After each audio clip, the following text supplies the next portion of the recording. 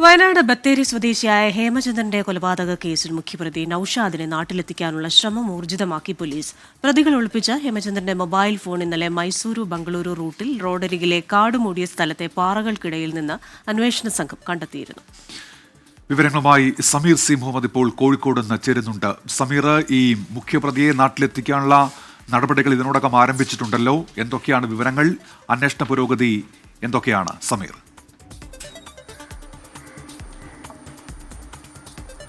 Good morning Christina, Unmesh. വളരെ നിർണായകമായ ഒരു ഘട്ടത്തിലേക്കാണ് അന്വേഷണ സംഘം കടന്നിരിക്കുന്നത്. മുഖ്യപ്രതിയായിട്ടുള്ള നൌഷാദിനെ നാട്ടിലെത്തിക്കാനുള്ള പരിശ്രമത്തിലാണ് കോഴിക്കോട് മെഡിക്കൽ കോളേജ് പോലീസ്. 1.5 വർഷം മുമ്പായിട്ടുള്ള തിരോധാനമാണ്, അതിക്രൂരമായിട്ടുള്ള കൊലപാതകമാണ് എന്ന് തെളിഞ്ഞിരിക്കുന്നത്. സംഭവവുമായി ബന്ധപ്പെട്ട് 2 പേരെ പോലീസ് അറസ്റ്റ് ചെയ്തിരുന്നു. അതിൻ്റെ തുടർന്നുള്ള നടപടിയിലേക്ക് നീങ്ങിയപ്പോഴാണ് നൌഷാദ് എന്ന വ്യക്തിയാണ് ഈ കേസിലെ മുഖ്യപ്രതി എന്ന് കണ്ടെത്തുകയും പിന്നീട് നൌഷാദിനെ നാട്ടിലെത്തിക്കാനുള്ള നടപടികളുമായിട്ട് കോഴിക്കോട് മെഡിക്കൽ കോളേജ് പോലീസ് മുന്നോട്ട് പോവുകയും ചെയ്യുന്നത്. ചെറിയ രീതിയിലുള്ള ഒരു ചിട്ടി നടത്തി വരികയായിരുന്നു ഹേമചന്ദ്രൻ. അതിനിടയിലാണ് അത് പൊളിയുകയും വലിയ രീതിയിലുള്ള കടക്കണിയിലേക്ക് അദ്ദേഹം മാറുകയും ചെയ്തത്. അതിനിടയിലാണ് ഈ ഇത്തരത്തിൽ പണം നൽകിയവർ അത് തിരികെ ആവശ്യപ്പെടുകയും പിന്നീട് ഹേമചന്ദ്രനെ തട്ടിക്കൊണ്ടുവരികയും ചെയ്തത്.